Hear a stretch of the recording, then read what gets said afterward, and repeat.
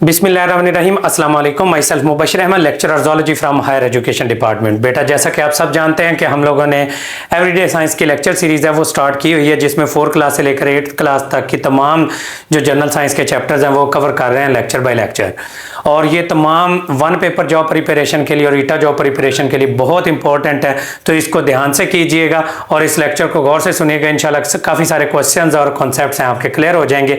8वीं क्लास के 3 chapter cover हो चुके, तो 4th चैप्टर आज हम स्टार्ट करने जा रहे हैं, बायोटेक्नोलॉजी। अब इसके अंदर हम क्या पढ़ेंगे? सबसे पहले तो बायोटेक्नोलॉजी की डेफिनेशन पढ़ेंगे कि use of living organisms and cells in the products and processes that can improve the quality of life. यानी कि लिविंग ऑर्गेनिजम्स और सेल्स का यूज करके हम अपने बेनिफिट के लिए जो प्रोडक्ट्स बनाते हैं उसको क्या कह देते हैं? बायोटेक्नोलॉजी कहते हैं। और जेनेटिक इंजीनियरिंग की टेक्निक है इसके अंदर, वो यूज की जाती है। इसके बारे में हम पढ़ेंगे। जेनेटिकली मॉडिफाइड ऑर्गेनिजम्स क्या होते हैं उसके बारे में पढ़ेंगे, और ये किस तरह से हमारी लाइफ को तब्दील कर रही है बायोटेक्नोलॉजी। तो सबसे पहले तो डेफिनेशन है कि use of living organisms, systems and processes, इस चीज की स्टडी को क्या कह देते हैं? बायोटेक्नोलॉजी कहते हैं। ठीक है, बायोटेक्नोलॉजी के बाद उसके बाद हम लोगों ने जो इसके अंदर पढ़ना है, the application of modern techniques like genetic engineering और मेडिसिन। ये टेक्नोलॉजी का यूज करके हम लोग इसके अंदर काफ़ी सारी चीज़ें हैं, इन्वायरमेंटल फ्रेंडली केमिकल्स बना रहे हैं, बायोफ्यूल्स बना रहे हैं, और न्यूट्रिशनस कंपाउंड्स बना रहे हैं, ड्रग्स बना रहे हैं। ये सारे के सारे बायोटेक्नोलॉजी के जरिए बना रहे हैं। बायोटेक्नोलॉजी अब 3 तरह से रोल प्ले करती है। सबसे पहले हम पढ़ेंगे कि फूड और एग्रीकल्चर में ये क्या रोल प्ले कर रही है, फिर हम देखेंगे ये इन्वायरमेंट में क्या रोल प्ले कर रही है, फिर हम ये देखेंगे ये मेडिसिन में क्या रोल प्ले कर रही है। तो इसको 1 बाय 1 देखते हैं। सबसे पहले आ जाता है जी बायोटेक्नोलॉजी जो है। अब आपको पता है कि ह्यूमन पॉपुलेशन है डे बाय डे इंक्रीज हो रही है, हमारी डिमांड है फूड की वो भी बढ़ती जा रही है। किस लिहाज से? मिल्क है, मीट है, सीरियल्स है, वेजिटेबल्स हैं, ये बहुत ज्यादा चाहिए। बायोटेक्नोलॉजी ने जो क्या काम किया है, ये वेजिटेबल्स को और फ्रूट्स को इतना इंप्रूव कर दिया कि उनकी क्वालिटी है वो बढ़ गई है। जेनेटिकली मॉडिफाइड ऑर्गेनिजम्स हैं वो क्या करते हैं? ज्यादा मिल्क और ज्यादा मीट प्रोड्यूस करते हैं। जैसा कि ये आप लोगों को पता है ब्रायलर मुर्गी वगैरह ये प्रोड्यूस हुई। ये हॉर्नलेस जीएमओस बुल है जो कि ज्यादा मीट प्रोड्यूस करता है। ये जीएमओ काऊ है, जेनेटिकली मॉडिफाइड काऊ है, जो कि ज्यादा दूध प्रोड्यूस करती है। जेनेटिकली मॉडिफाइड ऑर्गेनिज्म प्लांट्स और एनिमल्स, बैक्टीरिया और वायरसेस हैं जो कि जिनका डीएनए चेंज करके अपनी मर्जी का डीएनए उसके अंदर डाल दिया जाता है और वो ग्रो करते हैं और उससे अपनी मर्जी के प्रोडक्ट्स बनाए जाते हैं। उनको जेनेटिकली मॉडिफाइड ऑर्गेनिजम्स का नाम दे दिया जाता है। इसी तरह से फ्रूट्स और वेजिटेबल्स हैं वो बढ़ाए जा रहे हैं, उनकी क्वालिटी बढ़ाई जा रही है। जैसा कि ये ऐसी स्ट्रॉबेरी पैदा की है जो कि ज्यादा देर तक फ्रेश रहती है। ये जीएमओ कीवी ऐसी बनाई है जिसका ऑरेंज पील है।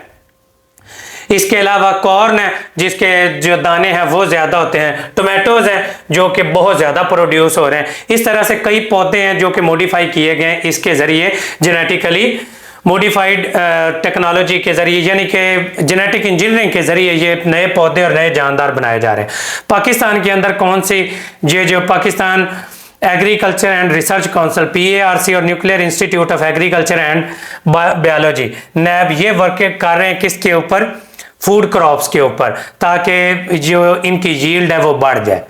ठीक है, ये क्या कर रहे हैं? ये असल तौर पर इंक्रीज कर रहे हैं हर फसल के अंदर विटामिन और मिनरल्स हैं, वो क्रॉप्स ऐसी क्रॉप्स पैदा कर रहे हैं जिनमें विटामिन और मिनरल्स ज्यादा पैदा हो रही हैं। और विटामिन और मिनरल ज्यादा प्रोड्यूस करने वाली जो ये क्रॉप्स हैं, इन इस प्रोसेस को क्या कह देते हैं? बायोफोर्टिफिकेशन का नाम दे देते होते हैं। ये जो major stable crops are the deficiency of some nutrients in the human diet. तो ऐसा ऐसा करके अब क्या किया जा रहा है? आयरन डेफिशिएंसी जैसा कि एनीमिया है, उसकी कमी को पूरा करने के लिए हम लोगों ने ऐसे राइस तैयार किए हैं, ऐसे फूड्स तैयार किए हैं बायोटेक्नोलॉजी के जरिए जो कि आयरन और जिंक रिच्ड फूड्स हैं। ठीक है, इस तरह से ये फूड और वेजिटेबल्स वगैरह ये सारी की सारी चीजें जो ऐसा ऐसा बढ़ती जा रही हैं। जो वीट है उसकी अंदर आयरन और जिंक है वो ज्यादा हो गई है। इसी तरह से बायोफोर्टिफाइड राइस है जिसके अंदर ज्यादा आयरन मौजूद है। इस तरह के जेनेटिकली मॉडिफाइड ऑर्गेनिजम्स और क्रॉप्स वगैरह पैदा की जा रही हैं। ओबेसिटी है, आपको पता है मोटापा डे बाय डे बढ़ता जा रहा है। इसके अंदर MCQs कम है, लिटरेचर ज्यादा है। तो ओबेसिटी को कोप करने के लिए, जनरेशन को हेल्दियर रखने के लिए सोयाबीन, कनोला और सनफ्लावर ऑयल्स प्रोड्यूस किए गए जिनके अंदर फैट्स इतनी ज़्यादा नहीं होती और जो कि कोलेस्ट्रॉल लेवल है वो हाई नहीं करते। जेनेटिकली मॉडिफाइड शीप पैदा की गई है जो कि ऐसा दूध प्रोड्यूस करती है जिसके अंदर ह्यूमन क्लॉटिंग फैक्टर मौजूद है जो कि हीमोफीलिया के मरीजों के लिए यूज हो रहा है। इस तरह से बायोटेक्नोलॉजी है वो एलर्जेंस को रिमूव करने के ऊपर काम कर रही है। ऐसी क्या कहते हैं, children with food allergies are particularly vulnerable to effect the allergens. ऐसे बच्चे जिनको यानी कि एलर्जी का इशू होता है किसी भी फूड से, तो उनको के लिए स्पेशल फूड है वो बायोटेक्नोलॉजी के लिए के जरिए तैयार की जा रही है ताकि उनके न्यूट्रिएंट्स में कमी ना आए। तो ये फूड के उसके अंदर जो काम कर रही है बायोटेक्नोलॉजी इन द एग्रीकल्चर। अब फूड के लिए ये क्या काम कर रही है? अब आप लोगों को पता है कि फर्मेंटेशन का प्रोसेस हमने 6th क्लास के अंदर भी पढ़ा था। ऐसा प्रोसेस जिसमें बैक्टीरिया और फंजाई और यीस्ट वगैरह यूज करके डिफरेंट प्रोडक्ट्स बनाए जाते हैं, योगर्ट और चीज वगैरह ये बनाई जाती है। तो उन्होंने कहा कि हम फर्मेंट माइक्रो ऑर्गेनिज्म को 4000 BC से ये यूज कर रहे हैं सिरका बनाने के लिए, चीज बनाने के लिए और योगर्ट वगैरह बनाने के लिए।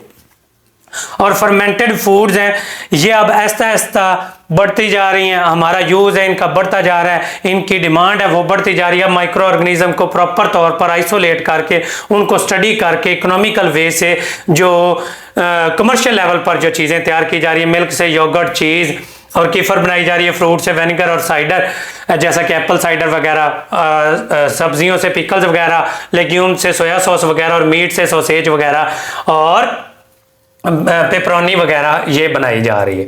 ये सारी की सारी चीज़ें किससे बनाई जाती हैं? बायोटेक्नोलॉजी की फर्मेंटेशन के जो प्रोसेस है उसके ज़रिए। अब फर्मेंटेशन एक ऐसे समझ ले ओल्ड बायोटेक्नोलॉजी की टेक्निक है जो जिसको बड़े अरसे से जानते हैं हम लोग, ये चीज़ और योगर्ट वगैरह और सिरका वगैरह बनाने के लिए। अब प्रोबायोटिक्स और प्रीबायोटिक्स कौन सी होती हैं? प्रोबायोटिक्स वो फूड होती हैं जो कि bacteria probiotics are made up of the good bacteria that live in your gut and help to improve the health and wellness. Probiotics are found in the fermented foods, यानी कि दही, ये चीज़ जिनके अंदर ऐसे बैक्टीरिया मौजूद हों जो कि हम खाएं और हमारी हेल्थ को बेहतर कर दें, उनको प्रोबायोटिक्स कहते हैं। प्रीबायोटिक्स कौन से होते हैं? जो कि प्रोबायोटिक्स की ग्रोथ को बेहतर करते हैं और हमारे डाइजेस्टिव सिस्टम को बेहतर करते हैं, जैसा कि टमाटोज, ओनियन, गार्लिक, बनानाज और बीन्स वगैरह। ये कौन से होते हैं जी? प्रीबायोटिक्स। प्रीबायोटिक्स असल तौर पर ये फूड है जिसके अंदर बैक्टीरिया नहीं होते लेकिन ये बैक्टीरिया की ग्रोथ करवाती है, और प्रोबायोटिक्स जिसमें बैक्टीरिया ऑलरेडी मौजूद होते हैं, और दोनों के दोनों हमारी गट के लिए बड़े बेहतरीन चीज़ होती हैं। अब जेनेटिक इंजीनियरिंग के जरिए हम क्या करते हैं जी? टारगेटेड अल्ट्रेशन करते हैं यीस्ट की और बैक्टीरिया की, जिसके जरिए फर्मेंटेशन की क्वालिटीज़ हैं वो बढ़ती जा रही हैं। मॉडर्न बेकिंग प्रोसेस के अंदर क्या चीज़ है? सीरियल ग्रेन्स और स्पेसिफिक एंजाइम्स वगैरह जो यीस्ट के हैं वो यूज़ हो रहे हैं। Biotechnology is use for the isolation and production of the enzymes जो कि फूड प्रोसेसिंग में यूज़ हो रहे हैं, और उसकी फ्रेशनेस और क्या कहते हैं ये चीज़ों को टेक्सचर देते हैं, जैसा कि एंजाइम अमाइलेज है वो इसके टेक्सचर को बेहतर रखता है और ब्रेड की जो आटा होता है उसको फ्रेश रखता है। GMO yogurt is produced by the genetically modified lactic acid bacteria जो कि beneficial for the health है, जो कि digestive system की health को बेहतर रखता है। इसी तरह से GMO चीज़ है वो प्रोड्यूस हो रही है, वो किसके जरिए प्रोड्यूस हो रही है? इसके अंदर एक एंजाइम यूज होता है काइमोसिन जो कि क्लॉटिंग एजेंट के तौर पर काम करता है, और पुराने ज़माने के अंदर ये गाय वगैरह के मैदे से निकाला जाता था ये एंजाइम चीज़ बनाने के लिए, लेकिन अब जेनेटिकली मॉडिफाइड ऑर्गेनिजम्स से हासिल किया जा रहा है। बायोटेक्नोलॉजी क्या कर रही है? हमारी फास्ट ग्रोथ करवा रही है प्लांट्स और एनिमल्स की, डिजीज रेजिस्टेंट क्रॉप्स की वैरायटीज पैदा कर रही है, और food with reduce and longer shelf life, यानी कि उनका जो ज़्यादा जल्दी जो ख़राब हो जाती थी उनका शेल्फ लाइफ है वो बढ़ा रही है। न्यूट्रिशनस फूड है वो पैदा कर रही है जिसके अंदर मल्टी विटामिन और मल्टी मिनरल फूड्स हैं ये पैदा कर रही हैं और फूड को टेस्टियर बना रही है। अब आगे आ जाता है जी, इसके अंदर जो सबसे ज़रूरी चीज़ है आगे, बायोटेक्नोलॉजी इन द मेडिसिन के अंदर क्या रोल प्ले कर रही है। जैसा कि आपको पता है कि डायबिटिक पेशेंट है, उनको इंसुलिन हर टाइम चाहिए होती है, जो शुगर के मरीज होते हैं। अब ये हार्मोन इंसुलिन है, हार्मोन क्या करता है, शुगर को कंट्रोल करता है, ग्लूकोज को कंट्रोल करता है।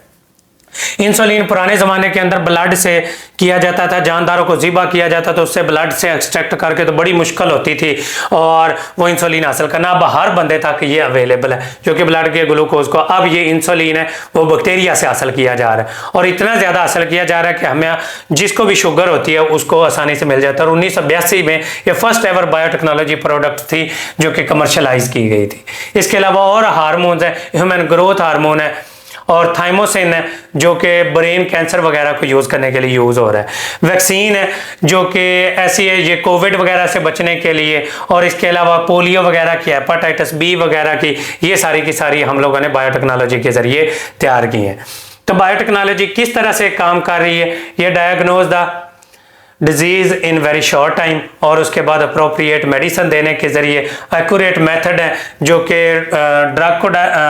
ड्रग डोजेज है वो देने की, ये इसने बताए हैं, और ड्रग की डिस्कवरी है वो इम्प्रूव हुई है, वैक्सीनेशन बेटर हुई है, और जीन थेरापी है वो बेटर हुई है, ये बायोटेक्नोलॉजी के यूज़ के ज़रिए। अब एप्लीकेशंस ऑफ बायोटेक्नोलॉजी, ये देखते हैं कि ये हमारी ज़िंदगी में रोल क्या क्या प्ले कर रही है। Food produce by the use of micro organism is nutritious, और एसेंशियल न्यूट्रिएंट, विटामिन और मिनरल इसमें मौजूद होते हैं, एक फ़ायदा ये। फिर फूड जो फर्मेंटेशन से पैदा होती है वो उसकी क्वालिटी और टेस्ट है वो बहुत अच्छा होता है, और उसकी स्टोरेज लाइफ है वो बहुत अच्छी होती है। फिर ये मिल्क और एग मीट है, इसकी प्रोडक्शन है वो बढ़ा रही है। क्रॉप के अंदर डिजीज रेजिस्टेंट वैरायटीज़ हैं वो पैदा हो रही हैं। वैक्सीन है वो इसके ज़रिए पैदा हो रही हैं। Human hormone insulin, human growth hormone है, ये जेनेटिकली मॉडिफाइड माइक्रो ऑर्गेनिज्म से प्रोड्यूस हो रही हैं। इसके अलावा बायोडीजल और एथानॉल है जो कि फॉसिल फ्यूल की जगह पर यूज़ किया जा रहा है, ताकि बायोडीजल और एथानॉल, ताकि ये जो ग्लोबल वार्मिंग है और इससे बचा जा सके, ग्रीन हाउस इफेक्ट और ग्लोबल वार्मिंग के जरिए। टॉक्सिक केमिकल्स हैं वो माइक्रो ऑर्गेनिजम्स हैं वो प्रोड्यूस हो रहे हैं। बायोडिग्रेडेबल प्लास्टिक्स बनाए जा रहे हैं जो कि बैक्टीरिया और फंजाई हैं, पोल्यूशन बचाने से ये रोक देते हैं, लैंड पोल्यूशन वगैरह, और वेस्ट वगैरह को रिमूव करने के लिए माइक्रो ऑर्गेनिज्म यूज़ हो रहे हैं। और इसके अलावा इन्वायरमेंट के अंदर पोल्यूशन को कंट्रोल करने के लिए माइक्रो ऑर्गेनिजम्स हैं ये यूज़ हो रहे हैं। अब इसके जी देखते हैं MCQs. Most effective method to prevent the disease, vaccination है। और जेनेटिकली मॉडिफाइड ऑर्गेनिज्म, जो कि जेनेटिकली मॉडिफाइड ऑर्गेनिज्म सबसे पहले जो कौन से हैं वो प्रोड्यूस हुए थे, ये जी बैक्टीरिया वगैरह। और उसके बाद genetically modified variety of rice with more iron content help to treat the iron की कमी। ये इधर किसी ने जो पहले बुक बनाई हुई है उसमें से गलती है, ये अनीमिया को ट्रीट करने के लिए यूज हो रहा है। Deficiency of the insulin in the human cause the diabetes mellitus, sugar की बीमारी काज कर देती है। Which one of the following is use as a biofuel, इनमें से कौन सा चीज बायोफ्यूल के तौर पर, एथानॉल है, ये बायोफ्यूल के तौर पर ये यूज हो रही है। और उसके बाद which of the following is not a product of biotechnology, polythene bags हैं ये बायोटेक्नोलॉजी का प्रोडक्ट्स नहीं है, ये केमिस्ट्री के प्रोडक्ट्स हैं। और आगे आ जाता है जी baking process use in the enzyme, ये बेकिंग प्रोसेस के अंदर जो एंजाइम्स यूज होते हैं वो यीस्ट से हासिल किए जाते हैं। Gene from one organism can be inserted into the other organisms bye genetic engineering, ये जेनेटिक इंजीनियरिंग के जरिए प्रोड्यूस होते। टिश्यू कल्चर ने ये भी गलत लगाया हुआ है, जिस बच्चे ने भी लगाया हुआ है। Which of the following could be the advantage of using the microorganisms like bacteria and useful product by the which could be the advantage of using the microorganism like bacteria to get the useful product by genetic engineering। Bacteria को क्यों फायदा है, क्योंकि bacteria का फायदा ये होता है ये ग्रो बहुत जल्दी करते हैं, 20 मिनट में एक बैक्टीरिया से 2 हो जाते हैं, इस वजह से इससे जो प्रोडक्ट्स हासिल होती हैं वो बड़ी बेस्ट होती हैं।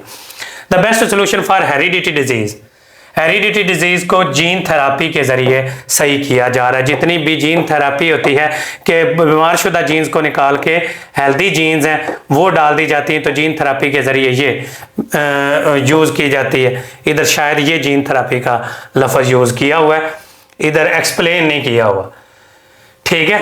एक्सप्लेन नहीं किया हुआ। तो वैसे जीन थेरेपी मैं आपको बता देता हूँ कि बीमारशुदा जीन्स को निकाल के हेल्दी जीन को ऐड कर देना, ये जीन थेरेपी कहलाता है। इसके जरिए जेनेटिक डिजीजेस का इलाज किया जाता है। ये था जी बायोटेक्नोलॉजी का चैप्टर, जिसमें ज़्यादातर एप्लीकेशंस दी हुई हैं और उससे रेलिवेंट एमसीक्यूज आ सकते हैं, एंजाइम्स वगैरह आ सकते हैं जो कि बताया गया है और इंडिकेट भी मैंने किए हैं। तो ये अब नेक्स्ट चैप्टर आप लोगों का इंशाल्लाह इसके बाद आ जाएगा, केमिस्ट्री से रिलेटेड, पीरियोडिक टेबल से रिलेटेड, वो कवर करेंगे। और अगर आप हमारे पेड सेशन ज्वाइन करना चाहते हैं जिसमें चैप्टर वाइज इसका टेस्ट सेशन हो रहा है, तो डिस्क्रिप्शन में दिए गए नंबर के ऊपर रब्ता करके आप लोग हमें ज्वाइन कर सकते हैं। बाकी best of luck to all of you, thank you so much and अल्लाह हाफिज।